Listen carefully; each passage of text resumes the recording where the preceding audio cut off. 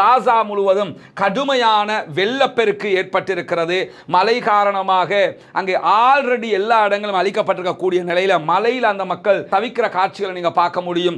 ஈரானுக்கு இருக்கக்கூடிய மிகப்பெரிய வளம் என்னன்னா, ஈரானுடைய ஹர்முஸ் ஜலசந்தி என்கிற இடம் ஒரு எண்ணெய் தாங்கி டேங்கர் கப்பலை மொத்தமாக கைப்பற்றி இருக்கிறது. ஈரானுடைய IRGC இஸ்லாமிய புரட்சிகர படைப்பிரிவு என்கிற செய்திகள் வெளியாகி இருக்கிறது. இஸ்ரேலுடைய ரமோன் விமான தளத்திலிருந்து தான் இந்த விமானம் புறப்பட்டிருக்கிறது. முன்னறிவிப்பில்லாம வந்ததுனால ஏற்றுக்கொள்ள மறுக்கிறோம் என்று சொல்லப்பட்டாலும் உள்ள இருக்கிறது பாலஸ்தீன அப்பாவிகள் என்று தெரிய வந்ததோடு சிறில் ராமபோசா அவர்கள் உடனடியாக அந்த மக்களை நாங்கள் எங்கள் நாட்டுக்கு வரவேற்கிறோம் என்று சொல்லி தாங்கள் உள்ளே எடுத்திருக்கிறோம் என்கிற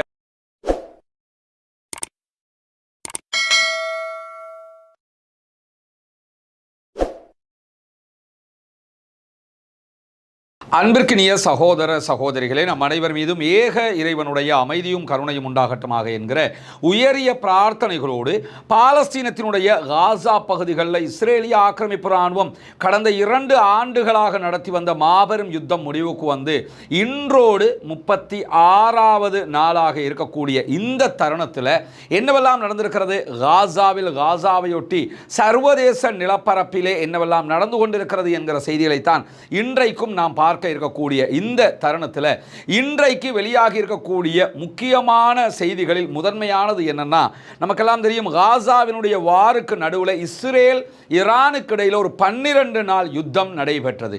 இந்த யுத்த நேரத்தில் ஈரான் இஸ்ரேலுக்கு எதிராக பாரிய தாக்குதல்களை நடத்தியது மட்டுமல்லாமல் தன்னுடைய பலத்தை எங்கெல்லாம் காட்ட முடியுமோ அங்கெல்லாம் மிக அருமையாக காட்டியிருந்தது. அந்த வகையில் தான் ஈரானுக்கு இருக்கக்கூடிய மிகப்பெரிய வளம் என்னன்னா, ஈரானுடைய ஹர்முஸ் ஜலசந்தி என்கிற இடம். இந்த ஹர்முஸ் ஜலசந்தியை பொறுத்தவரையில் அந்த இடத்தை முழுவதுமாக ஆக்கிரமித்திருக்கக்கூடிய முழு பலத்தை பிரயோகிக்கக்கூடிய ஒரு நாடாக ஈரான் தான் இருக்கிறது. ஆனால் ஈரானுக்கு மேற்பரப்பை நீங்கள் பார்த்தீங்கன்னா ரைட் ஹேண்ட் சைடில் ஈரான் இருக்கும், லெஃப்ட் ஹேண்ட் சைட் முழுவதும் அரபு நாடுகள் இருக்கும். கத்தார், குவைத்து, பஹ்ரைன் எல்லா நாடுகளும், UAE உட்பட எல்லா நாடுகளுடைய கடற்பரப்பும் லெஃப்ட் ஹேண்ட் சைடில் எல்லையில் வரக்கூடியதை நீங்கள் பார்க்க முடியும். இப்படியான சூழல்ல கத்தாராக இருந்தாலும் UAE ஆக இருந்தாலும் எந்த அரபு நாடுகளாக இருந்தாலும் கடல் வழியாக அவர்களுடைய எண்ணெய் வியாபாரத்தை ஹர்முஸ் ஜலசந்தியை தாண்டித்தான் செய்து கொண்டிருக்கிறார்கள் என்கிற நிலையில் ஈரானுடைய ஹர்முஸ் ஜலசந்தி பகுதிகளில் பயணித்த ஒரு எண்ணெய் தாங்கி டேங்கர் கப்பலை மொத்தமாக கைப்பற்றி இருக்கிறது ஈரானுடைய IRGC இஸ்லாமிய புரட்சிகர படைப்பிரிவு என்கிற செய்திகள் வெளியாகி இருக்கிறது. குறிப்பாக இஸ்ரேல் அமெரிக்காவோடு இணைந்து நடத்திய 12 நாள் வாரில் ஈரான் சண்டையிட்டதற்கு பிறகு முதல் தடவையாக இந்த கப்பல் பறிமுதல் செய்யப்பட்டிருக்கிறது, ஈரானால் கைப்பற்றப்பட்டிருக்கிறது. ஹர்முஸ் ஜலசந்தி வழியாக போய்கொண்டிருந்த சைப்ரஸில் பதிவு செய்யப்பட்ட டேங்கர் தான் தற்போது இடைமறிக்கப்பட்டு கைப்பற்றப்பட்டிருக்கிறது. இதனை அமெரிக்காவினுடைய உளவுத்துறைகள் செய்தியாக ஆக்கியதற்கு பிறகு ஆம் நாங்கள் தான் கைப்பற்றி இருக்கிறோம் என்று ஈரான் அறிவித்திருக்கிறது. ஈரானுடைய நீதிமன்ற உத்தரவு பெறப்பட்டு தான் இந்த கப்பல் கைப்பற்றப்பட்டிருக்கிறது. மார்ஷல் தீவுகளுடைய கொடியோடு இந்த கப்பல் பயணித்திருக்கிறது. டலாரா என்கிற பெயரில் தான் இந்த கப்பல் தன்னுடைய செயல்பாடுகளை முன்னெடுத்து வரக்கூடிய நேரத்தில் வெள்ளிக்கிழமை காலை 30,000 டன் பெட்ரோ கெமிக்கலோடு இந்த கப்பல் பயணித்ததாக சொல்லப்படுகிறது.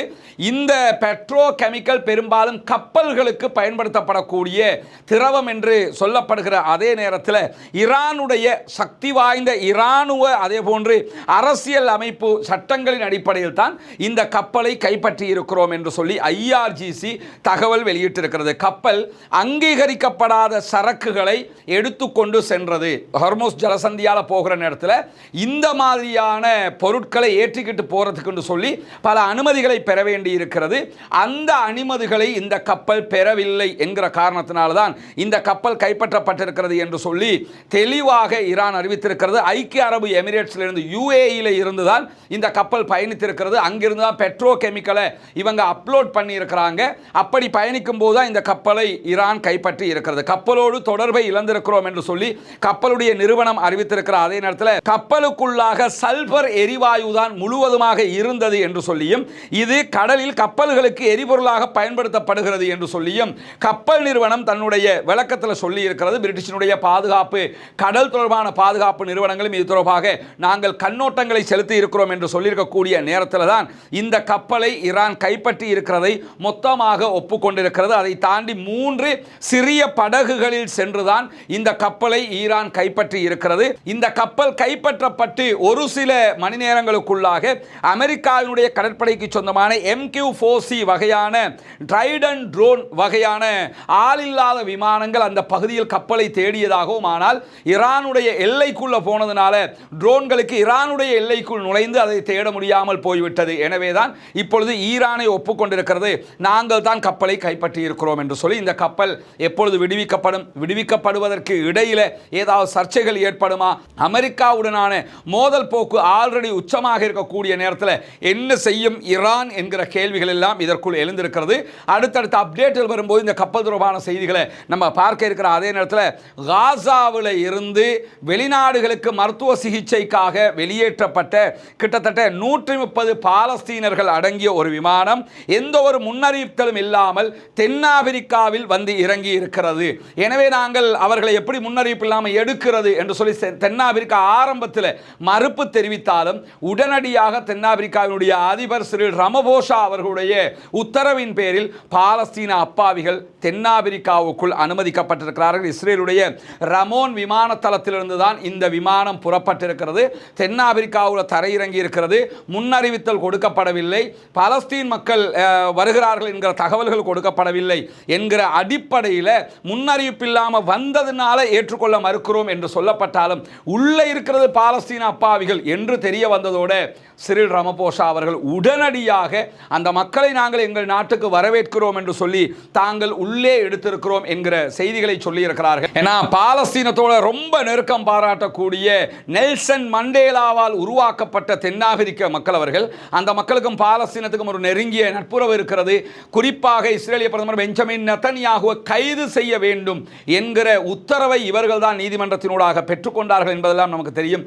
அந்த வகையில் அந்த அடிப்படையில் தற்போது இந்த முடிவை சிறில் ரமபோசா அவர்கள் பாலஸ்தீன அப்பாவிகளுக்காக எடுத்திருக்கிறார்கள் என்பது மிகவும் வரவேற்புக்குரிய மகிழ்ச்சியான தருணமாக இருக்கக்கூடிய நேரத்தில் காசா தொடர்பான அமெரிக்காவினுடைய வரைவு தீர்மானம் திங்கட்கிழமை ஐநாவினுடைய பாதுகாப்பு கவுன்சிலுக்கு கொண்டு வரப்பட இருக்கிறது. பலமுறை திருத்தப்பட்ட இந்த தீர்மானம் காசாவுக்கு இடைக்கால நிர்வாக அமைப்பான அமைதி கவுன்சிலை 2027 ஆண்டு வரைக்கும் நிறுவுவதற்கான அனுமதியை கோருகிறது. தற்காலிக சர்வதேச உறுதிப்படுத்தல் படையொன்றை காசாவுக்குள் நிறுவ வேண்டும் என்றும் இந்த வரைவு தீர்மானம் சொல்லுகிற நிலையிலே ஏற்கனவே நம்ம சொல்லியிருக்கிறோம். சீனாவும் ரஷ்யாவும் இதை ஏற்றுக்கொள்ள மறுத்துக் கொண்டிருக்கிறார்கள். எனவே திங்கட்கிழமை வாக்களிப்பின் போது சீனா அல்லது ரஷ்யா வீட்டோவை பயன்படுத்தினால் இந்த தீர்மானத்தை ஏற்றுக்கொள்ள செல்லுபடியற்றதாக மாறிவிடும் என்பதையும் நம்ம புரிந்து கொள்ளுகிற அதே நேரத்தில் மேற்கு கரையினுடைய அக்கபா பகுதியில் பாலஸ்தீன மக்களுக்கும் இஸ்ரேலிய படைகளுக்கும் இடையிலான மோதல் ஒன்று இன்றைக்கு நடைபெற்றிருக்கிறது. மேற்கு கரையில் இருக்கக்கூடிய தூபாஸுக்கு வடக்கில் இருக்கிற அக்கபா நகரத்தின் மீது தான் இன்றைக்கு இஸ்ரேல் தாக்குதல்களை நடத்தியிருந்த நிலையில் பாலஸ்தீன அப்பாவிகள் தற்காத்துக் கொள்ளும் விதமான பதிலடி தாக்குதல்களையும் வழங்கி இருக்கிறார்கள் என்கிற நிலையில் இன்றைக்கு வெளியாகி இருக்கக்கூடிய இன்னும் ஒரு முக்கியமான செய்தி என்னன்னா, பாலஸ்தீன விடுதலை அமைப்பினுடைய தலைவர் சகோதரர் ஹலில் அல் ஹையா அவர்களோடு அமெரிக்காவினுடைய மத்திய கிழக்குக்கு பொறுப்பாக இருக்கக்கூடிய ஸ்டீவ் விட்காஃப் விரைவிலேயே சந்திக்க விரும்புகிறார் என்கிற செய்திகள் வெளியாகி இருக்கிறது. காரணம் என்னன்னா, பொதுவாகவே அமெரிக்கா தனக்குத்தானே வைத்துக் கொண்டிருந்த ஒரு விரிவான கோட்பாடு என்னன்னு கேட்டால், தாங்கள் யாரை பயங்கரவாத அமைப்புகள் என்று முத்திரை குத்துகிறார்களோ அவர்களோடு சமாதான பேச்சுவார்த்தைகள் கூட நடத்துவதில்லை என்கிற முடிவில் இருந்தார்கள். அந்த அடிப்படையில் பாலஸ்தீன விடுதலை அமைப்பை இஸ்ரேல் பயங்கரவாதிகள் என்று சொல்லிக் கொண்டிருக்கிறார்கள்.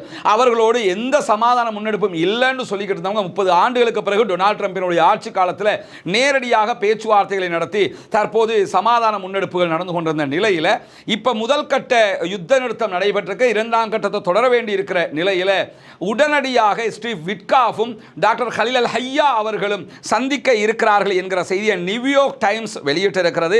சந்திப்பினுடைய சரியான நேரம், சரியான தேதி தெளிவாக இல்லை, ஆனால் சந்திப்பு நிச்சயமாக நடைபெறும் என்கிற செய்திகள் வெளியாகி இருக்கிறது. பாலஸ்தீன விடுதலை அமைப்போடு நேரடியாக தொடர்புகளை பேணுவதனூடாக ட்ரம்பினுடைய நிர்வாகம் சமாதானத்தை தொடர்வதற்கு முயற்சி செய்கிறது என்பதும் தெளிவாகிறது என்கிறது நியூயார்க் டைம்ஸ். இதை தாண்டி ஹெரேட்ஸ் இஸ்ரேலுடைய பத்திரிகை வெளியிட்டிருக்கக்கூடிய செய்திகளில் பாலஸ்தீன மக்களோடு சமாதான ஒப்பந்தத்தை தொடர்வதற்கும் அதிலே கையெழுத்தை பெறுவதற்கும் ட்ரம்ப் முயற்சி செய்கிறார் நெத்தனியாகுவை வைத்து. அதற்காகத்தான் நெத்தனியாகுவை மன்னிச்சு விடுகிற ஒப்பந்தத்திற்கு அமெரிக்க அதிபர் சென்றிருக்கிறார் என்கிற செய்திகள் வெளியாகிருக்கு. அதாவது ஒன்றை நான் மன்னிச்சு விடுறதுக்கு ஏற்பாடு பண்ணுறேன், கடிதத்தை அனுப்புகிறேன், மன்னிப்பெல்லாம் வந்துடும்.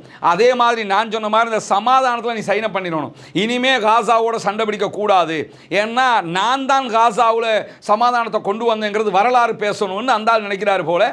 அதனால் பெஞ்சமின் நெத்தனியாகுவை கட்டுப்படுத்துவதற்கு தற்போது அமெரிக்க அதிபர் டொனால்ட் ட்ரம்புக்கு கிடைத்திருக்கக்கூடிய ஒரு ட்ரம்பாக, ஒரு துரும்பாக எது மாறி இருக்குதுன்னு சொல்லி சொன்னால், இந்த அவருடைய ஊழல் குற்றச்சாட்டுகள், விசாரணையில் இருக்கக்கூடிய குற்றச்சாட்டுகள் கிடைத்திருக்கிறது. எனவே தான் நீ ஜெயிலுக்கு போகணுமா, வெளியிலிருந்து பாலிடிக்ஸ் செய்யணுமாங்கிறத, சைன் பண்ணணுமா வேணாமாங்கிறத வச்சு முடிவெடுத்துக்கப்பா என்கிற ரீதியில் டொனால்ட் ட்ரம்ப் பெஞ்சமின் நெத்தனியாகுவை ஆட்டி படைக்கிறார் என்கிற செய்திகளுக்கு மத்தியில் அக்டோபர் 7 அன்று பாலஸ்தீன விடுதலை ராணுவம் இஸ்ரேலுக்குள் புகுந்து நடத்திய தாக்குதல்களை தடுக்க தவறியமைக்கு எதிராக இஸ்ரேலிய பிரதமர் பெஞ்சமின் நெத்தனியாகுவை விசாரணை நடத்த வேண்டும் என்கிற கோரிக்கையை இஸ்ரேலில் இருக்கக்கூடிய 67% மக்கள் விரும்புகிறார்கள் என்கிற செய்திகள் வெளியாகி இருக்கிறது. உச்சநீதிமன்ற தலைமை நீதிபதி தலைமையில் நியமிக்கப்படுகிற அதிகாரப்பூர்வ விசாரணை ஆணையத்தை அமைக்க வேண்டும் என்று இந்த 67% மக்கள் கோரிக்கை விடுத்திருக்கிறார்கள். மாரியூ செய்தி பிரிவு இதனை வெளியிட்டிருக்கிறது. ஊழல் குற்றச்சாட்டில் தப்பினாலும் இதில் அவர் தப்ப முடியாது என்கிற நிலையில் புதியதொரு வழக்கு வந்து முடிய போகிறது என்கிற செய்திகளுக்கு மத்தியில் காசாவினுடைய இஸ்லாமிய பல்கலைக்கழகம் புதிய மாணவர்களை இணைப்பதற்கு தயாராகி வருகிறது. அதற்கிடையில் காசா முழுவதும் கடுமையான வெள்ளப்பெருக்கு ஏற்பட்டிருக்கிறது. மழை காரணமாக அங்கே ஆல்ரெடி எல்லா இடங்களும் அழிக்கப்பட்டிருக்கக்கூடிய நிலையில் மலையில் அந்த மக்கள் தவிக்கிற காட்சிகளை நீங்கள் பார்க்க முடியும். கூடாரங்களுக்குள் வாழ்கிறார்கள், கூடாரங்கள் எல்லாம் சரிந்து விழுகிறது, உள்ள வெள்ள தண்ணீர் உள்ளே நுழைகிறது, சுகாதாரம் இல்லாமல் தவிக்கிறார்கள். உலகத்தில் இப்படி எந்த மக்களும் படாத கஷ்டங்களை இந்த காலகட்டத்தில் இந்த அப்பாவிகள் பட்டு வருகிறார்கள். அல்லாஹு தஆலா அவர்களுக்கு அருள் புரிய வேண்டும் என்று அல்லாஹ்விடத்தில் பிரார்த்திக்கிற அதே நேரத்தில் தான் யுத்தம் முடிந்ததற்கு பிறகு காசாவினுடைய பல்கலைக்கழகம் மொத்தமாக அளிக்கப்பட்டிருக்கு, முகப்பு மட்டும் மிஞ்சிருக்குது. இந்த பல்கலைக்கழகத்தில் பட்டமளிப்பு விழா 3-4 நாட்களுக்கு முன்பதாக காசாவிலே நடைபெற்றதற்கு பிறகு பல்கலைக்கழகத்திற்கு புதிய மாணவர்களை சேர்ப்பதற்கு காசா பல்கலைக்கழகம் தயாராகி வருகிறது. இஸ்ரேல் காசாவில் இருந்த 95% பாடசாலைகள், கல்லூரிகள், யூனிவர்சிட்டிகளை அழிச்சு முடிச்சிட்டாங்க. இருந்தாலும் கல்வியை அளிக்க முடியாது, கட்டிடங்களை அளிக்க முடியும் என்கிற அடிப்படையில் கல்வியை தொடர்வதற்கு காசாவினுடைய மாணவர்கள் தயாராகி இருக்கிறார்கள். காசாவினுடைய பல்கலைக்கழகம் புதிய மாணவர்களை வரவேற்கிறது என்கிற செய்திகளுக்கு மத்தியில் நப்லஸ் பட்டாலியனுக்கும் இஸ்ரேலிய ஆக்கிரமிப்பு ராணுவத்துக்கும் இடையில் மேற்கு கரையில் ஒரு தாக்குதல் இன்றைக்கு நடைபெற்றிருக்கிறது. பழைய அஸ்கார் அகதிகள் முகாமில் நடத்தப்பட்ட சோதனையின் போது இஸ்ரேலிய ஆக்கிரமிப்பு ராணுவம் பாலஸ்தீன அப்பாவிகளை அநியாயமாக தாக்குதல் நடத்தி அழிப்பதற்கு முற்பட்ட நேரத்தில் தான் அவர்களுக்கு இடையில் பாலஸ்தீன விடுதலை அமைப்பினுடைய நப்லஸ் பட்டாலியன் தாக்குதல்களை நடத்தி இருக்கிறார்கள் என்கிற செய்திகள் வெளியாகி இருக்கக்கூடிய நேரத்தில் இன்றைக்கு வெளியாகி இருக்கக்கூடிய இன்னும் ஒரு கவலைக்குரிய செய்தியான ஒரு செய்தி என்னன்னு கேட்டால், பாலஸ்தீனத்தினுடைய ரஃபா பகுதிகள் தற்போது இஸ்ரேலுடைய கண்ட்ரோலில் இருக்குது. இந்த ரஃபா பகுதிகளுக்குள்ள தான் யாசர் அபு ஷபாப் என்கிற முனாஃபிக்கு உள்ளே இருந்து கொண்டிருக்கிறான். போதை கடத்தல் மன்னனாக அறியப்படுகிற இவன் பாலஸ்தீன விடுதலை ராணுவத்திற்கு எதிராக சில பேரை இணைத்துக் கொண்டு இஸ்ரேல் ட்ரைனிங் பெற்றுக்கொண்டு இஸ்ரேலுடைய ஆயுதங்களை வைத்துக்கொண்டு பாலஸ்தீன விடுதலை அமைப்பு மீதே தாக்குதல்கள் நடத்தி கொண்டு வரக்கூடிய நேரத்தில் ரஃபாவினுடைய செயல்பாடுகள் தற்போது இஸ்ரேலிய ஆக்கிரமிப்பு ராணுவத்தின் கண்ட்ரோலில் இருக்கக்கூடிய நேரத்தில் அந்த பகுதிகளில் யாசர் அபு ஷபாபினுடைய இந்த ஆயுதமுனை குழு செயல்பட்டு வருகிறது. அவர்கள் சுதந்திரமாக நடமாடுகிறார்கள், செயல்படுகிறார்கள் என்கிற கவலைக்குரிய செய்திகளும் வெளியாகி இருக்கிறது. இஸ்ரேல் உள்ளுக்குள்ளேயே ஒரு சண்டையை மூட்டும் விதமாக பாலஸ்தீன விடுதலை அமைப்புக்கும் யாசர் அபு ஷபாபினுடைய இந்த குழுவுக்கும் இடையில் ஒரு சண்டையை உண்டாக்கி வர்றதுக்கு பல முயற்சிகளை செய்து வந்தாலும் பாலஸ்தீன விடுதலை அமைப்பு இவர்களை சரணடைய சொல்லி இருக்கிறது.